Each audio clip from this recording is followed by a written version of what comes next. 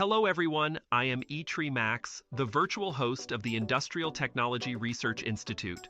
Today, it is my honor to introduce Dr. Zheng-Ming Shan, the Deputy Director of the Green Energy and Environment Research Laboratories at ITRI. Dr. Zheng will be sharing the latest R&D advancements in green energy and environmental protection, as well as innovative technologies for addressing climate change. Dr. Zheng will delve into green energy technologies such as solar energy, geothermal energy, and hydrogen energy, as well as practical applications of carbon capture and utilization. Additionally, he will introduce cutting-edge technologies for improving energy efficiency and smart grids, showcasing how ITRI is leading the way in green technology development. At the same time, we hope to take this opportunity to recruit more dedicated individuals to join our R&D team, driving technological innovation and industrial advancement together. Let's contribute to the future of green technology and sustainable development. Are you ready? Let's get started. Hello, students, friends, and everyone online. I am the Deputy Director of the Green Energy and Environment Research Laboratories at ITRI. My surname is Zheng, as in Zheng Chenggong, and my name is Zheng-Ming Shan. I will give a brief introduction to some of the research and development activities in the field of green energy and environment at ITRI. Why has the field of energy and environment become more and more important in recent years? The main reason is climate change, which is a very significant issue. You probably see it often in the news: wildfires, floods, heavy rain, unusual droughts. Numerous research reports from international organizations and the United Nations also highlight these issues. Because of climate change and global warming, we are seeing an increase in human mortality rates, food and water shortages, the spread of infectious diseases, and even large-scale species extinctions. These are all impacts that climate change is having on us. The chart on my right shows a more relatable example using data on sea level rise. If you look at the left axis, it indicates the extent of sea level rise compared to sea levels around the 1900s. This helps us see how much the sea level has increased since then. The right axis is the same, but on a larger scale. The horizontal axis represents the years. There are different lines on the chart, each representing different greenhouse gas emission scenarios. Some lines show lower, more ideal future emissions, while others show higher, less ideal scenarios. The worst-case scenario is represented by the dashed line. Even if we take the middle scenario, you can see that by the end of the century, sea levels are projected to rise by about 80 to 90 centimeters. But the world doesn't stop at the end of this century. So, in the next century, sea level rise could easily reach 1.5 to 2 meters. Beyond that, we're looking at the kind of scenarios you see in science fiction movies: 3 meters, 5 meters, or even 6 meters. So this represents a significant threat to human survival and our civilization. Therefore, countries around the world are trying to find solutions to address this issue. This prediction is based on scenarios from the United Nations Intergovernmental Panel on Climate Change, IPCC organization. They have modeled various shared socioeconomic pathways, SSPs. The better ones involve significant efforts to reduce carbon emissions, while the worst ones, like the SSP5 scenario, assume extensive use of fossil fuels. So if you look at the vertical axis, it shows the temperature increase under different scenarios. The only scenario that might allow temperatures to peak and then slowly decline is SSP1. In all other scenarios, the temperature continues to rise, just at different rates. As I mentioned earlier, the world won't end in 2100, so this upward trend will continue into the next century and the one after that. Our only chance is to aim for the SSP1 scenario, keeping the global temperature rise below 1.5 degrees. Ideally, by around 2050, we should reach the peak and keep the temperature increase within the 1.5 to 2 degrees range. This way, we have a chance to gradually bring the temperatures down. This would allow the Earth to begin repairing itself. However, to achieve this, we must reduce global greenhouse gas emissions to zero by around 2050. This is what we mean by net zero emissions. This is why you hear many countries talking about achieving net zero emissions by 2050.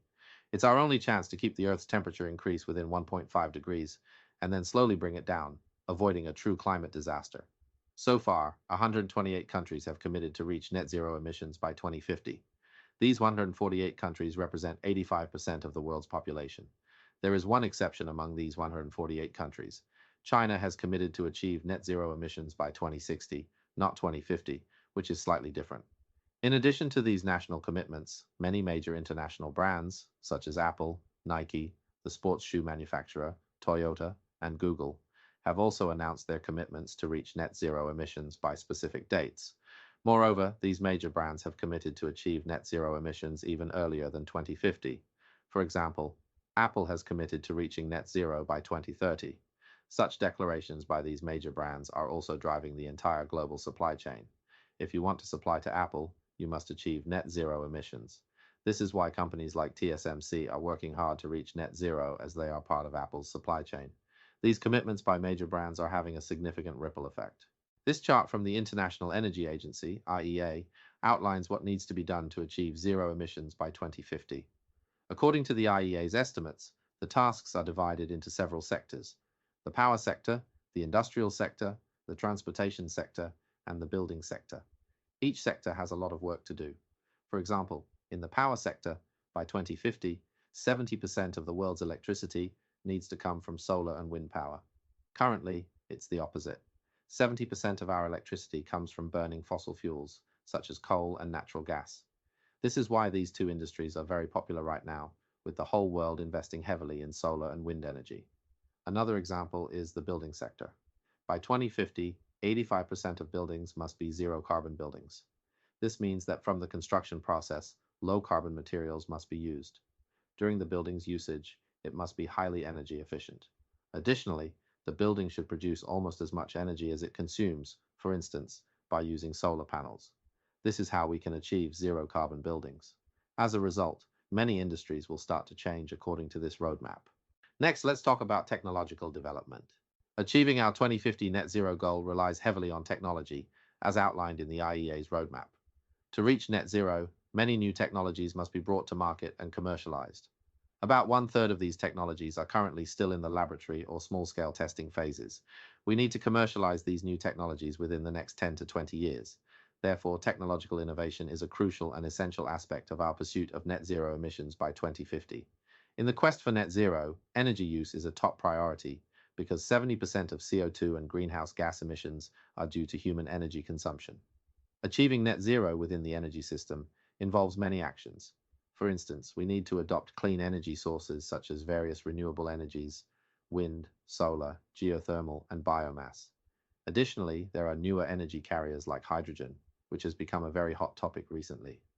Aside from supplying clean energy, another crucial aspect is carbon capture and reuse. Basically, while using energy, it's inevitable that we will produce CO2. Manufacturing processes also generate CO2. Releasing this CO2 into the atmosphere poses a problem. So we aim to capture the CO2 produced by power generation or industrial processes.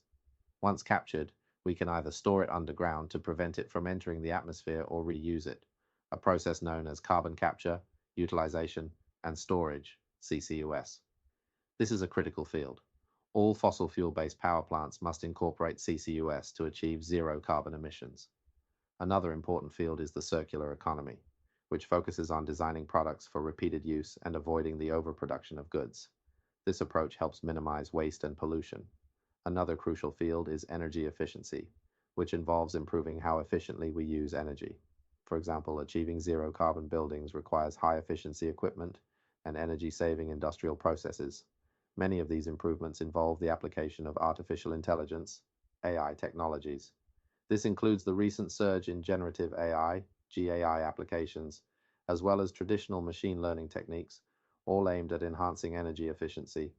Additionally, these methods and the application of AI can drive changes in consumer behavior and business models, further improving energy efficiency. The last sector to consider is transportation. This includes electric cars and other forms of electric transport.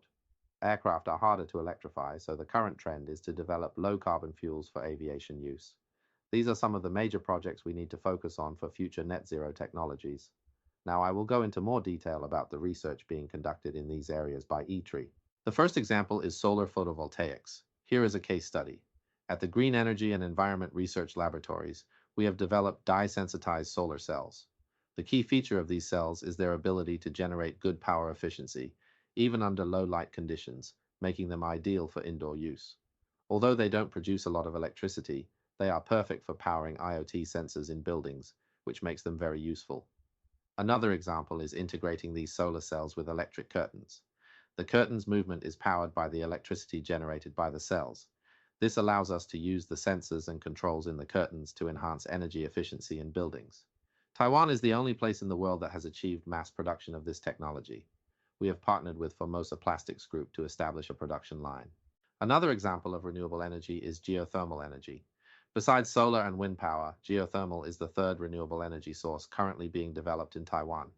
We expect significant potential from this source because Taiwan is located on the Pacific Ring of Fire.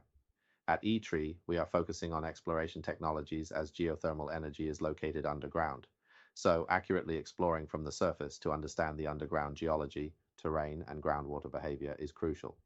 The second focus is on power generation technology, which involves two main pieces of equipment, the generator and the downhole electric pump that brings the hot water to the surface. The third area we are developing is smart operations and maintenance O&M. Geothermal power plants in Taiwan are usually located in remote mountainous areas, making access difficult. Implementing smart O&M to create unmanned geothermal power plants can significantly reduce maintenance costs and improve the stability of the power plants. This is our approach to geothermal energy. Next, I will present some examples of our research on improving energy efficiency. The first example is the magnetic levitation chiller. These chillers are used in central air conditioning systems to produce chilled water. In Taiwan, as well as in most buildings worldwide, air conditioning accounts for the largest portion of a building's electricity consumption. In Taiwan, air conditioning can account for as much as 40% to 50% of a building's electricity consumption. The central air conditioning system works by using a chiller to produce chilled water, which is then pumped to each room ceiling. Fans in the ceiling blow air over the chilled water to create cool air. The chiller is the most energy-intensive component of this system. We are developing a new magnetic levitation maglev technology, specifically a maglev bearing. This technology uses electromagnets to create a magnetic field, allowing the rotor to float in the air without physical contact. The advantages of this approach are that it can achieve very high rotational speeds, has a wide range of adjustable speeds, and operates with minimal friction and no need for lubrication, resulting in very low energy losses. Because there is no oil involved, the overall heat exchange efficiency improves. This maglev chiller can significantly reduce the electricity consumption of central air conditioning systems. ITRI spent several years developing this technology, and it is now being mass-produced in Taiwan. The technology has been transferred to the local industry, with all components supplied by Taiwanese companies. It is already being used in many places in Taiwan. The second technology I'd like to introduce also focuses on energy efficiency, specifically a software solution for supermarkets, convenience stores, and retail outlets with refrigeration and freezer units. This system uses artificial intelligence combined with the Internet of Things, IoT. Sensors and controllers are placed in the store and on the refrigeration units.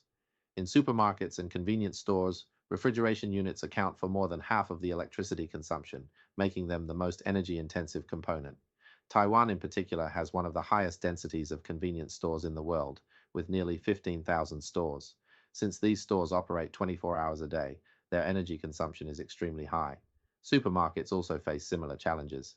This technology optimizes the operation of refrigeration units through IoT and AI algorithms. On average, a store that implements this system can save 5 to 10% on electricity costs. While this might not seem like much, the low implementation cost means the payback period is short, typically within 2 years. Given that Taiwan's electricity prices are relatively low, achieving a 2-year payback period indicates significant efficiency gains. The system is very convenient and cost-effective. We have already implemented it in over 3,000 convenience stores and supermarkets in Taiwan. In the Japanese market, one supermarket is currently using our system for validation. Another unique aspect of this system is the large amount of data it generates from these 3,000 installations.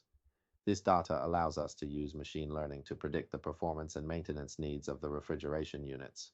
This allows us to predict when the refrigeration units might fail, enabling us to schedule maintenance and repairs in advance. The breakdown of these units can be a major problem for stores and supermarkets, as they usually don't have spare units to store the perishable goods.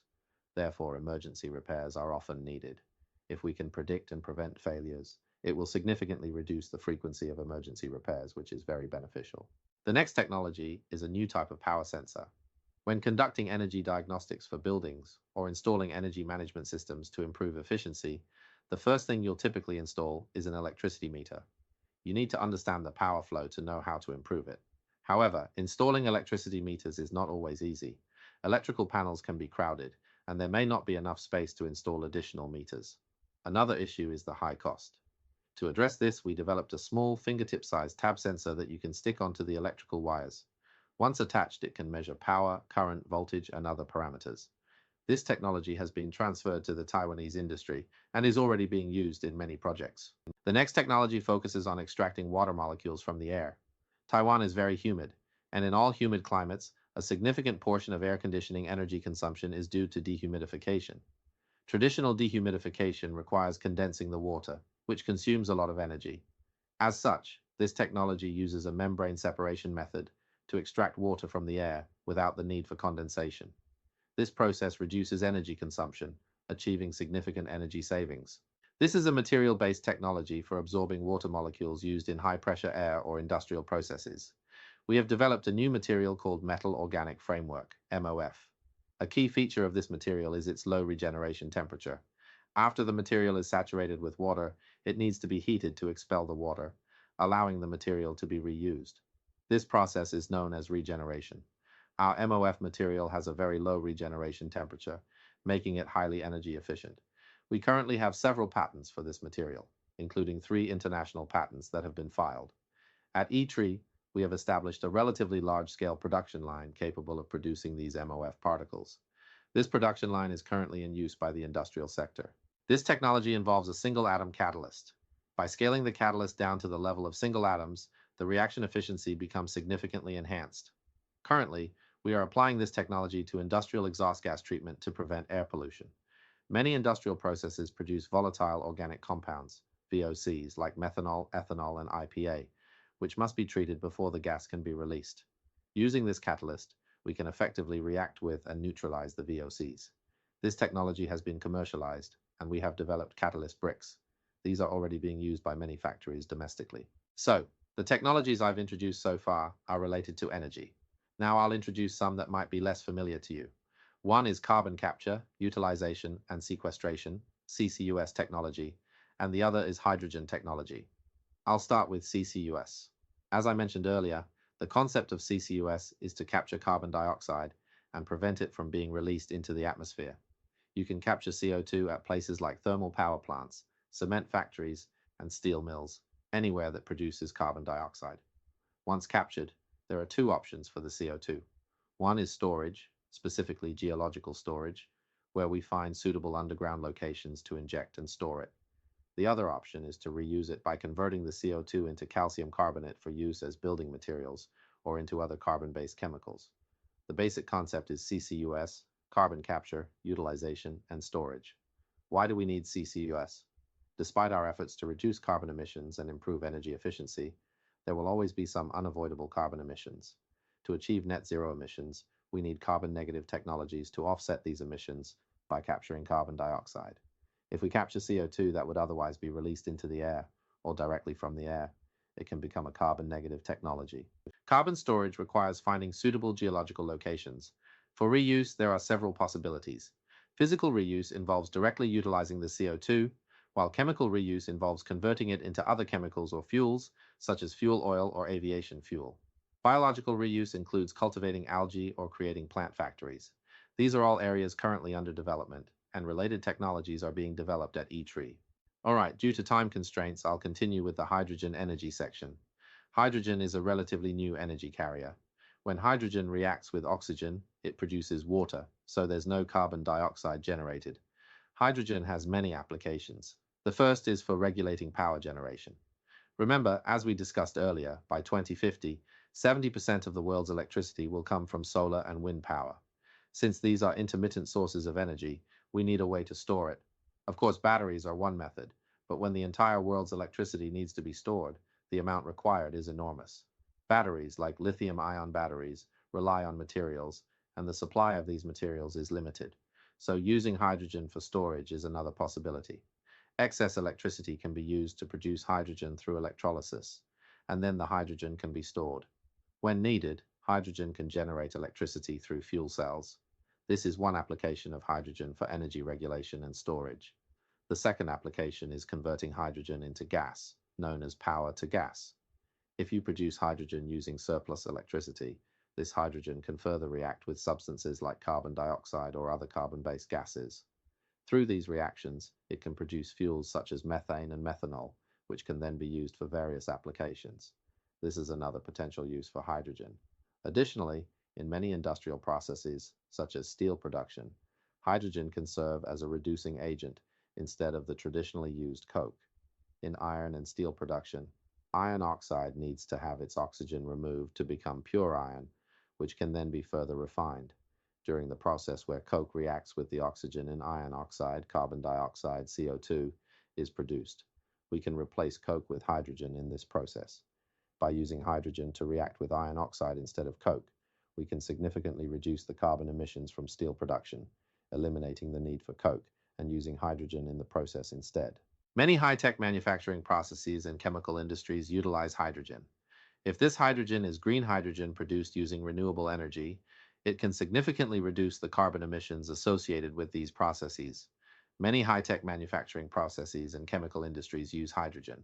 If this hydrogen can be produced using renewable energy, making it green hydrogen, it can significantly reduce carbon emissions in these processes. Here's an example of ITRI's research achievements in the hydrogen field: hydrogen power generation. There are two possibilities for this. One is using proton exchange membrane fuel cell, or PEM fuel cells. These are relatively low temperature fuel cells that can operate at room temperature. We've achieved an 82% thermal efficiency with our 25 kilowatt system. This means the system not only generates electricity, but also produces hot water. The combined efficiency of the heat and electricity produced is 82%. Additionally, ITRI is also working on SOFC power systems, which stand for solid oxide fuel cells. This is a newer type of fuel cell that operates at higher temperatures, around 700–800 degrees Celsius. This is because the exchange membrane in the middle is a ceramic membrane, which requires higher temperatures to achieve a sufficient oxygen transmission rate. It's a high-temperature power generation system. And currently we have a 25 kilowatt power system that is being demonstrated and tested long-term at a CPC China Petroleum Company gas station. All right, to wrap things up, I want to emphasize that the issue of achieving net zero emissions will remain crucial for the next 30 years. Although the goal of limiting global warming to 1.5 degrees Celsius seems extremely challenging, the consequences of inaction are severe. As I showed you earlier, sea levels will continue to rise. Global warming will not stop and extreme weather events will persist. These pose fundamental threats to human civilization and survival. So efforts in this area will undoubtedly continue. Since this is happening globally, the technology development and business in this area will thrive. Your career will definitely be tied to these developments. So you'll constantly hear terms like zero emissions, sustainability, energy transition, circular economy, and the increasingly popular ESG, environmental, social, and governance, and SDG, Sustainable Development Goals from the United Nations. These terms will frequently appear throughout your career and daily life. So we warmly welcome everyone to join our green energy and environmental research field. Let me summarize what our Green Energy and Environment Research Laboratories does. Firstly, we focus on renewable and new energy sources. This includes solar power, hydrogen energy, wind power, ocean energy, and energy storage, particularly battery research. Secondly, we work on carbon capture and storage, as well as creating low-carbon environments. Although we haven't discussed environmental topics much today, our lab also conducts a lot of research in this area. This includes environmental pollution control, soil remediation, air pollution improvement, and clean air initiatives. Additionally, we focus on the circular economy, such as material recycling and reuse. In terms of energy saving, we do a lot, including work on air conditioning, refrigeration, building energy efficiency, and lighting. We also focus on energy saving in industrial processes, such as in semiconductor manufacturing, which is a rapidly growing sector for electricity use in Taiwan. Beyond that, we work on energy saving in chemical processes, steel manufacturing, and petrochemical processes. We also develop technologies for waste heat power generation, including using geothermal energy and waste heat from factories to generate power. Another key area is smart grids. As renewable energy becomes more prevalent, grid stability becomes crucial. We work on how to integrate and control energy storage systems to maintain grid stability. This includes power conversion and distribution. Lastly, our think tank focuses on policy development. Unlike typical research institutes, we also act as a think tank for the government, especially on energy and environmental policies. We have a dedicated team that assists the government in formulating policies for offshore wind energy, solar energy promotion, and various environmental and energy-saving policies. Our team is distributed across Taipei, Hsinchu, and the Shalun Smart Green Energy Science City in Tainan. Here's a diagram for you to look at. Our Green Energy and Environment Research Laboratories has about 780 full-time staff. We also have some part-time students, consultants, and administrative staff, bringing the total to around 1,050 people. Among these 1,050 people, about 600 are based in Hsinchu, which is our headquarters. However, we also have a significant number of people working in Taipei, especially those involved in policy promotion. We have a branch in Nantou, and our Shalun Smart Green Energy Science City in Tainan has nearly 300 people. So, if you join our Green Energy and Environment Research Laboratories, there are quite a few potential locations where you could be working. If you're particularly interested in Shalun and our vibrant Tainan, let me introduce you to our Shalun Smart Green Energy Science City. This is a site where our Green Energy and Environment Research Laboratories is based. The concept of this site is like a living and experimental area.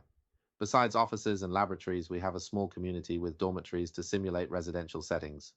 In this area, we conduct various verifications and applications of new technologies, including architecture, energy storage batteries, the dye-sensitized solar cells curtains I mentioned earlier, heat pumps, lighting and energy management systems, and air conditioning control systems. All these technologies are being used in our Shalun Smart Green Energy Science City. So, while you're working, you'll also be experiencing and testing all these new energy and environmental technologies. All right, this is our final slide. I was originally going to introduce our current job openings, but since we have a QR code here, you can scan it to view them online. I think this will be more direct than me talking about them. So I won't go into detail about the job openings. However, I want to emphasize that looking at job openings is one thing, but just because you don't see a specific job opening doesn't mean we aren't hiring. In fact, all the areas we just talked about need people. So even if you see a job opening that doesn't quite match what you have in mind, that's okay. Just send us your resume. Even if there isn't a specific job opening, we'll find a suitable position for you. Many times the need for people isn't always reflected in job postings. Another point is that while we definitely welcome science and engineering majors because we're involved in tech research and development, we also have a lot of roles in green energy and environmental policy think tanks. These think tanks require a diverse range of people, including those from humanities, economics, social sciences, law, and even journalism. Recently, we hired someone from a journalism background to help our think tank with promotional and communication strategies. So, we welcome elites from all related fields. Even if you don't see a job opening, let me emphasize again that if you're interested in working at ITRI, just send us your resume, regardless of your background. Send your resume over, and we'll find the right department to arrange an interview with you. Thank you all for joining us today. We hope that through today's presentation, you have gained a deeper understanding of ITRI. We look forward to the possibility of working together to advance Taiwan's industries. If you're interested in joining ITRI, click the recruitment link below, fill out your information, and we look forward to meeting you. Thank you all for joining us today. We hope that through today's presentation, you have gained a deeper understanding of ITRI. We look forward to the possibility of working together to advance Taiwan's industries. If you're interested in joining ITRI, click the recruitment link below, fill out your information, and we look forward to meeting you.